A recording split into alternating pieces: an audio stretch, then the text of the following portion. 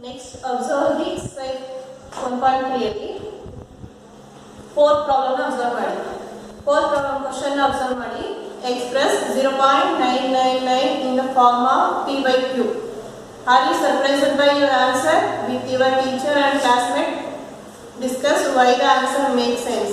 ಅಲ್ಲಿ ಕ್ವಶನ್ ಕೊಟ್ಟಿದ್ದಾರೆ ಮಕ್ಕಳ 0.999 ನೀವು 0.99 ಕೊಟ್ಟಿದ್ದಾರೆ ಅದನ್ನ ನೀವು P by Q ಫಾರ್ಮ್ ಗೆ ಎಕ್ಸ್ಪ್ರೆಸ್ ಮಾಡಬೇಕು. ಇವರ ಆನ್ಸರ್ ಸರ್ಪ್ರೈಸ್ ಅಂತ ಹೇಳಿದ್ದಾರೆ. ಹಾಗಾದ್ರೆ ಆನ್ಸರ್ ಏನು ಬರುತ್ತೆ ಅಂತ ಫಸ್ಟ್ ಚೆಕ್ ಮಾಡೋಣ.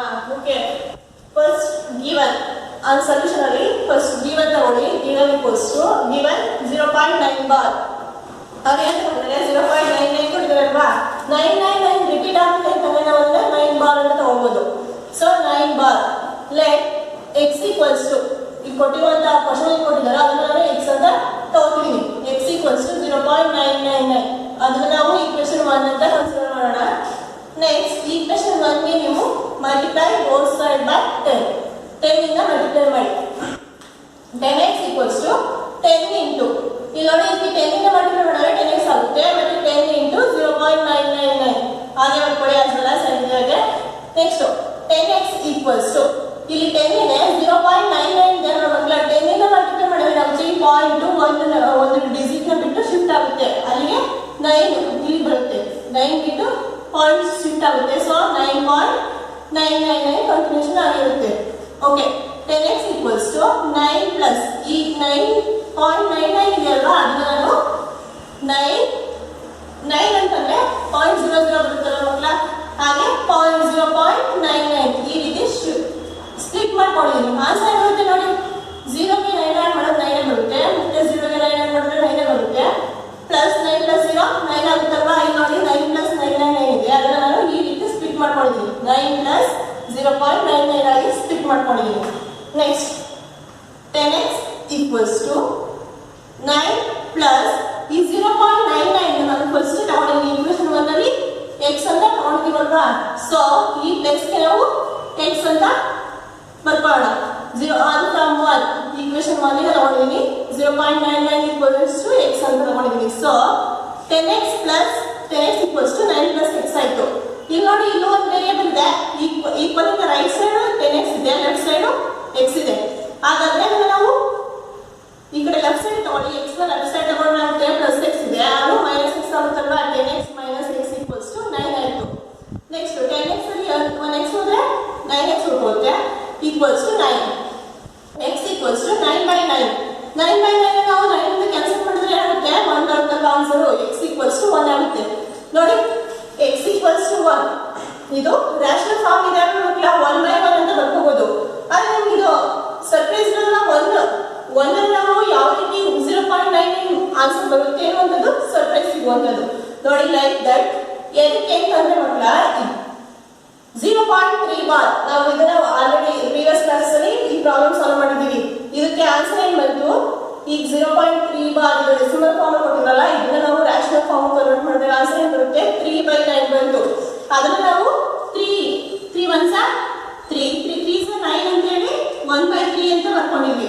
ಬಟ್ ಅಲ್ಲೇನಿತ್ತು ಡಿನಾಮಿನೇಟರ್ ಅಲ್ಲಿ 9 ಐತಲ್ವಾ, ಲೈಕ್ ದಟ್ ಅದೇ ರೀತಿ 0.6 ಬಾರ್ 0.6 ಬಾರ್ ಅಲ್ಲಿ 6 ಆನ್ಸರ್ ಏನು ಬಂತು 6/9 ಬಂತು. ಅದನ್ನ ನಾವು ಮತ್ತೆ 3 ಇಂದ ಡಿವೈಡ್ ಮಾಡಿ 3 2s 6 3 3s 9 ಅಂತ ಹೇಳಿ 2/3 ಅಂತ ಬರ್ಕೊಂಡಿದ್ವಿ. ಬಟ್ ಅಬ್ಸರ್ವ್ ಮಾಡಿ ಇಲ್ಲಿ ಹಾಗೆ ಈ ಪ್ರಾಬ್ಲಮ್ಸ್ ಅಬ್ಸರ್ವ್ ಮಾಡಿ. ಡಿನಾಮಿನೇಟರ್ ಏನಿದೆ 9 ಇದೆ, ಇಲ್ಲೂ ಕೂಡ ಡಿನಾಮಿನೇಟರ್ 9 ಇದೆ, ಇಲ್ಲೂ ಕೂಡ ಡಿನಾಮಿನೇಟರ್ 9 ಇದೆ. ಹಾಗೆ ಯಾವುದೇ ಒಂದು ಪ್ರಾಬ್ಲಮ್ ಕೊಟ್ಟರು ಅಷ್ಟೇ ಪಾಯಿಂಟ್ ಅಂದ್ರೆ ಒಂದು ಡಿಜಿಟ್ ಇದೆ ಅಂತಂದ್ರೆ ಅಲ್ಲಿ ಏನ್ ಬರುತ್ತೆ ಆನ್ಸರ್ ಅಂತಂದ್ರೆ ಯಾವ ನಂಬರ್ ಕೊಟ್ಟಿದ್ದಾರೆ ಮತ್ತೆ ಯಾವ ನಂಬರ್ ಕೊಟ್ಟಿದ್ದಾರೆ ನ್ಯೂಮರೇಟರ್ ಇರುತ್ತೆ, ಡಿನಾಮಿನೇಟರ್ ಅಲ್ಲಿ 9 ಕಂಪಲ್ಸರಿ ಬರುವಂತದ್ದು. ಬೇಕಿದ್ರೆ ಬೇರೆ ಪ್ರಾಬ್ಲಮ್ಸ್ ತಗೊಂಡು ಚೆಕ್ ಮಾಡಿ ಮಕ್ಕಳ. ಸೊ ಹಾಗಾಗಿ ಏನಾಗಿದೆ 0.9 ಕೊಟ್ಟಿದ್ದಾರೆ 999 ಕೊಟ್ಟಿದ್ದಾರೆ, ಡಿನಾಮಿನೇಟರ್ 9 ಬರುತ್ತೆ, 99 ಕ್ಯಾನ್ಸಲ್ ಆಗಿ ಆನ್ಸರ್ 1 ಬರುವಂತದ್ದು. ಅರ್ಥ ಆಯ್ತಲ್ವಾ?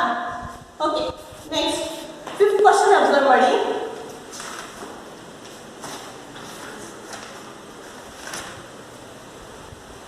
What can the maximum number of digits be in the repeating block of digits in the decimal expansion of 1/17? 1/17 ಗೆ ನಾವು ಲಾಗ್ ಡಿವಿಷನ್ ಮೆಥಡ್ ನ ಅಪ್ಲೈ ಮಾಡಬೇಕು. ಅಲ್ಲಿ ಎಷ್ಟು maximum number of number digits ಬರುತ್ತೆ ಅಂತ ಕೇಳಿದ್ದಾರೆ. Perform the division to check your answer ಅಂದ್ರೆ ರಾಂಗ್ ಡಿವಿಷನ್ ಮೆಥಡ್ ಅಪ್ಲೈ ಮಾಡಿ ನಿಮ್ಮ ಆನ್ಸರ್ ನ ಚೆಕ್ ಮಾಡಿ ಅಂತ ಹೇಳಿದ್ದಾರೆ. ನೆಕ್ಸ್ಟ್ ಸೊಲ್ಯೂಷನ್ 1/17 ತಗೊಂಡಿದ್ದೀವಿ. 1/17 ಮೀನ್ಸ್ 17 ಇಂದ 1 ಅನ್ನ ಡಿವೈಡ್ ಮಾಡಬೇಕು.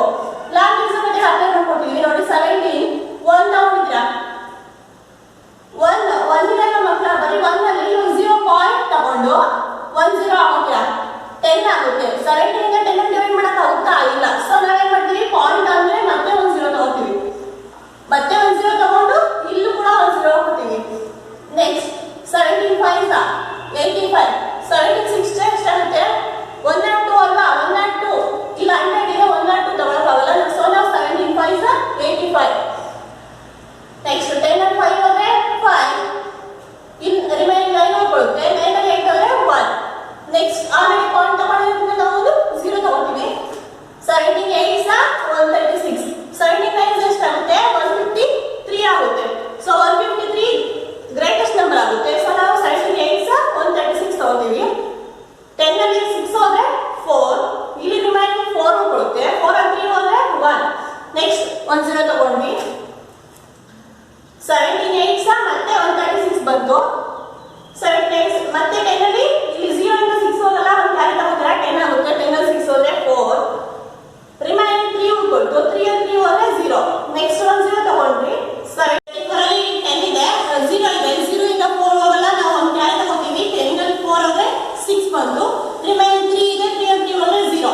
ನೆಕ್ಸ್ಟ್ ಹಾಗೆ 10 ತಗೊಂಡು ನೆಕ್ಸ್ಟ್ 17 3 7 3 51. 10 ಇಲ್ಲಿ 0 ಅಲ್ಲಿ 1 ಹೋಗಲ್ಲ, ಒಂದು ಕ್ಯಾರಿ ತಗೋತೀರಾ, ರಿಮೈನಿಂಗ್ 5 ಬರುತ್ತೆ. 10 ಅಲ್ಲಿ 1 ಹೋದ್ರೆ 9, 5 ಹೋದ್ರೆ 0. ನೆಕ್ಸ್ಟ್ ಹಾಗೆ 10 ತಗೊಂಡ್ರಿ. 17 5 85, ಲೈಕ್ ಸೇಮ್ 10 ಅಲ್ಲಿ 5 ಹೋದ್ರೆ 5, ಇಲ್ಲಿ ರಿಮೈನಿಂಗ್ 8 ಹೋಗುತ್ತೆ. 8 ಅಲ್ಲಿ 8 ಹೋದ್ರೆ 0. ಮತ್ತೆ 10 ತಗೊಂಡ್ರಿ. 17 2 ಸಾರಿ 17 2 34, 34 ಅಲ್ಲಿ ಮತ್ತೆ ಇಲ್ಲಿ 0 ಇದೆ, 0 ಅಲ್ಲಿ 4 ಹೋಗಲ್ಲ, ಒಂದು ಕ್ಯಾರಿ ತಗೋತೀರಾ, ಇಲ್ಲಿ ರಿಮೈನಿಂಗ್ 4 ಆಗುತ್ತೆ. 10 ಅಲ್ಲಿ 4 ಹೋದ್ರೆ 6, ಹಾಗೆ 4 ಇತ್ತು, 4 ಅಲ್ಲಿ 3 ಹೋದ್ರೆ 1. ನೆಕ್ಸ್ಟ್ 17 9 153, 160 ಇದೆ ಅಲ್ವಾ, 17 10 170 ಆಗುತ್ತೆ. ಸೊ ಅದಕ್ಕಿಂತ ಕಡಿಮೆ ಅಂದ್ರೆ 17 9 153. ಇಲ್ಲಿ 10 ಇದೆ, 0 ಇದೆ, 0 ಇಂದ 3 ಹೋಗಲ್ಲ. ಸೊ ಏನ್ ಮಾಡ್ತೀರಾ, ಒಂದು ಕ್ಯಾರಿ ತಗೋತೀರಾ, ಇಲ್ಲಿ ರಿಮೈನಿಂಗ್ 5 ಬರುತ್ತೆ. 10 ಅಲ್ಲಿ 3 ಹೋದ್ರೆ 7, ಮತ್ತೆ 10 ತಗೊಂಡು 17 4 68, 10 ಅಲ್ಲಿ 8 ಹೋದ್ರೆ 2, ರಿಮೈನಿಂಗ್ ಇಲ್ಲಿ 6 ಇತ್ತಲ್ಲ, 6 ಬರುತ್ತಲ್ಲ, 6 ಹೋದ್ರೆ 0. ಸೊ ನೆಕ್ಸ್ಟ್ ಮತ್ತೆ 10 ತಗೋತೀರಾ. 17 1 17, 17 1 17, ಇಲ್ಲಿ 20 ಇದೆ ಅಲ್ವಾ, 17 2 34 ಆಗುತ್ತೆ. 34 20 ಗ್ರೇಟ್ ಆಗುತ್ತೆ. ಸೊ ನಾವು 17 1 ತಗೋತೀವಿ. 17 1 17, 10 7 ಹೋದ್ರೆ 3, ಇಲ್ಲಿ ರಿಮೈನಿಂಗ್ 1 ಉಳ್ಕೊಳ್ಳುತ್ತೆ. 1 ಅಲ್ಲಿ 1 ಹೋದ್ರೆ 0. ಮತ್ತೆ 10 ತಗೊಂಡ್ರಿ. 17 1 17, ಯಾಕೆ 30 ಇದೆ, 17 2 34 ಆಗುತ್ತೆ. ಸೊ ನಾವು 17 1 ತಗೋತೀವಿ. 17 1 17, 10 ಅಲ್ಲಿ 7 ಹೋದ್ರೆ 3, ರಿಮೈನಿಂಗ್ 2 ಉಳ್ಕೊಳ್ತು. 2 ಅಲ್ಲಿ 1 ಹೋದ್ರೆ 1, ಹಾಗೆ 10 ತಗೋತೀರಾ. ನೆಕ್ಸ್ಟ್ 17 7 119. ನೆಕ್ಸ್ಟ್ ಇಲ್ಲಿ 10 and 9 ಹೋದ್ರೆ 1 ಒಂದು ಕ್ಯಾರಿ ತಗೊಂಡಿರೋದ್ರಿಂದ ಇಲ್ಲಿ ರಿಮೈನಿಂಗ್ 2 ಇದೆ. 2 ಅಲ್ಲಿ 1 ಹೋದ್ರೆ 1, ಮತ್ತೆ 10 ತಗೊಂಡ್ರಿ. 17 6 102, 0 ಇಂದ 2 ಹೋಗಲ್ಲ, ಒಂದು ಕ್ಯಾರಿ ತಗೋತೀರಾ. 10 ಅಲ್ಲಿ 2 ಹೋದ್ರೆ 8, 10 ಅಲ್ಲಿ 2 ಹೋದ್ರೆ 8, ಇಲ್ಲಿ 0 ಹೋಗುತ್ತೆ. 0 ಇಲ್ಲಿ ಪ್ಲೇಸ್ ಇಲ್ಲ ಅಂತ ಇಲ್ಲಿ ಬರ್ಕೊಂಡಿರೋ ಮಕ್ಕಳ. 10 ಅಲ್ಲಿ 2 ಹೋದ್ರೆ 8, ಮತ್ತೆ 10 ತಗೋತೀರಾ. ನೆಕ್ಸ್ಟ್ 17 4 68, 17 4 68, 17 5 85 ಆಗುತ್ತಲ್ವಾ. ಸೊ 17 4 ತಗೊಳ್ಳಿ. 17 4 68, 10 ಅಲ್ಲಿ 8 ಹೋದ್ರೆ 2, ಇಲ್ಲಿ ಒಂದು ಕ್ಯಾರಿ ತಗೊಂಡಿರೋದ್ರಿಂದ 7 ಉಳ್ಕೊಳ್ತು. 7 ಅಲ್ಲಿ 6 ಹೋದ್ರೆ 1, ಹಾಗೆ ಮತ್ತೆ ಇನ್ನೊಂದು 0 ತಗೋತೀರಾ. 17 7 119 ಅಲ್ವಾ, 120 ಅಲ್ಲಿ 119 ಹೋದ್ರೆ ರಿಮೈನಿಂಗ್ ಆನ್ಸರ್ 1 ಬರುತ್ತೆ. ಈ 1 ಅನ್ನೋದು ನೋಡಿ ಸ್ಟಾರ್ಟಿಂಗ್ ಇಲ್ಲಿ 1 ಅಲ್ವಾ, 1 ನಾವು ಮತ್ತೆ ಕಂಟಿನ್ಯೂಸ್ ಮಾಡ್ಕೊಳ್ಳೋದ್ರೆ ಇಲ್ಲೊಂದು 0 ತಗೋತೀರಾ. ಫಸ್ಟ್ ಈ point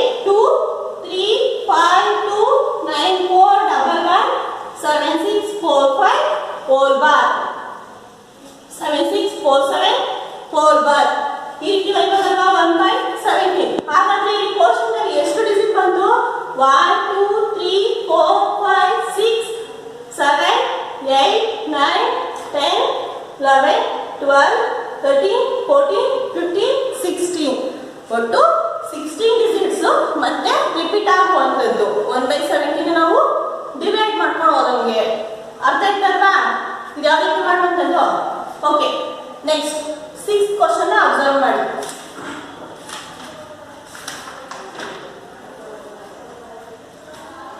look at several examples of rational numbers in the form p by q where p and q are integers with no common factor other than 1 ಇಲ್ಲಿ ಹೇಳಿದರೆ several examples of rational number p by q form yes several examples many examples there where p and q are integers with no common factor ಇವಾಗ rational number ಅನ್ನೋದು p by q form ಇದೆ ನೋಡ್ಲಾ ಈ p and q ಅನ್ನೋದು integer ಆದ್ರೆ p ಮತ್ತೆ q ಏನಾಗಿರಬೇಕು ಅದಕ್ಕೆ common factor ಒಂದೇ ಇರಬೇಕು ನೋ ಕಾಮನ್ ಫ್ಯಾಕ್ಟರ್ ಅಂತಂದ್ರೆ 1 ಇರುತ್ತೆ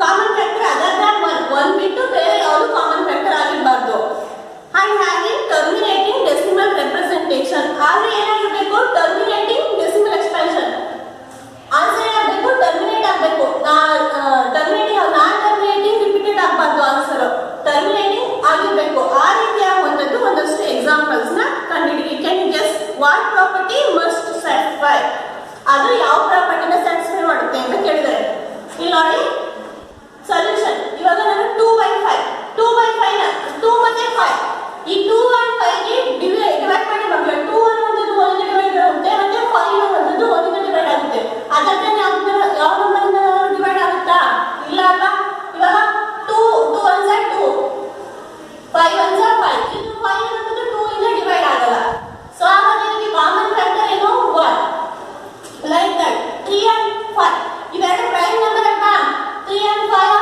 ಪ್ರೈಮ್ ನಂಬರ್ಸ್ ಇಲ್ಲಿ 3 ಮತ್ತೆ 5 ಗೆ ಕಾಮನ್ ಫ್ಯಾಕ್ಟರ್ ಏನು 1 ನೋಡಿ ಇವಾಗ 2 ಮತ್ತೆ 5 ಮಾಡಿದ್ವಲ್ವಾ 2/5 p by q ಫಾರ್ಮ್ ಬರ್ಕೊಳ್ಳಿ ಇವಾಗ 2/5 ನ ಡಿವೈಡ್ ಮಾಡಿ 2 ನ 5 ನ ಡಿವೈಡ್ ಮಾಡಿದ್ರೆ ಏನಾಗುತ್ತೆ 2 ಡಿವೈಡ್ ಆಗಲ್ಲ ಸೊ ನಾವು 0 ತಗೊಂಡು ಪಾಯಿಂಟ್ ತಗೋತೀವಿ ಈ ಮತ್ತೆ 0 ತಗೋತೀವಿ 5 4 ನ 20 ಆಗುತ್ತೆ ಆನ್ಸರ್ ಏನು ಬರುತ್ತೆ 0.4 ಬರುತ್ತೆ ನೆಕ್ಸ್ಟ್ ಅದೇ ರೀತಿ 2/5 ನ ರಿವರ್ಸ್ ತಗೊಳ್ಳಿ 5/2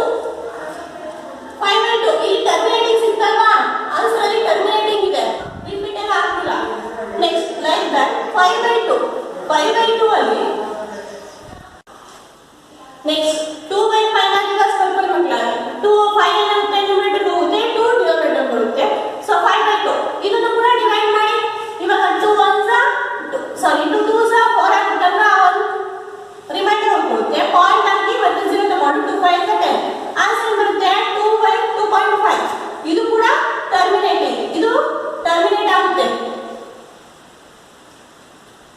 2/5 ಕೂಡ ಟರ್ಮಿನೇಟಿಂಗ್ ಸಿಕ್ತು 5/2 ಕೂಡ ಟರ್ಮಿನೇಟಿಂಗ್ ಸಿಕ್ತು ಲೈಕ್ ದಟ್ 3/5 ಈ 3 ನ 5 ನ ಡಿವೈಡ್ ಮಾಡಿ 3 ಡಿವೈಡ್ ಆಗುತ್ತಾ ಇಲ್ಲ ಸೊ ನಾವು 0 ಪಾಯಿಂಟ್ ಆಗಿ 1 0 ತಗೋತೀವಿ 5 6 30 ಅಲ್ವಾ ಆನ್ಸರ್ ಬರುತ್ತೆ 0.6 ಬರುತ್ತೆ ಇದು ಕೂಡ ಟರ್ಮಿನೇಟಿಂಗ್ ಬಟ್ ಈ 3/5 ನ ರಿವರ್ಸ್ ಮಾಡಿ ಇದೇ ತರ ರಿವರ್ಸ್ ಮಾಡಿ ಏನಾಗುತ್ತೆ 5/3 ಆಗುತ್ತೆ 5/3 ಅಲ್ಲಿ ಇದನ್ನ ಡಿವೈಡ್ ಮಾಡ್ಕೊಂಡು ಹೋಗಿ ಇವಾಗ 3 1s 3 ರಿಮೈಂಡರ್ ಏನು ಉಳ್ಕೊಳ್ಳುತ್ತೆ 2 ಉಳ್ಕೊಳ್ಳುತ್ತೆ ಮತ್ತೆ ಪಾಯಿಂಟ್ ಆಗಿ 0 ತಗೊಂಡ್ರೆ 2 6 18 20 ಆಗುತ್ತೆ 20 ಅಲ್ಲಿ 18 ಹೋದ್ರೆ ಮತ್ತೆ 2 ಬಂತು ಮತ್ತೆ 0 ತಗೊಂಡ್ರೆ 3 6 18 ಅದೇ ರೀತಿ ರಿಮೈಂಡರ್ 0 2 ಬರುತ್ತೆ ಕ್ವೋಷಂಟ್ 6 ರಿಪೀಟ್ ಆಗ್ತಾ ಹೋಗ್ತಿರುತ್ತೆ ಇದು ಟರ್ಮಿನೇಟಿಂಗ್ ಆಗುತ್ತಾ ಇಲ್ಲ ಮಕ್ಕಳ ನಾನ್ ಟರ್ಮಿನೇಟಿಂಗ್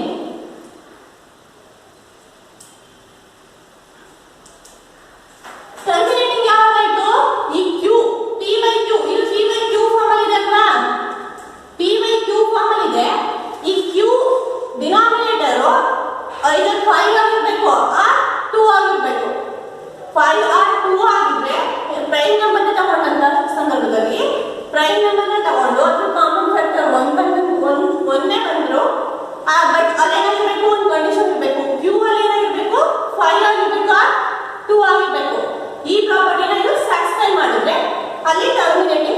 ಸಿಗುವಂಥದ್ದು.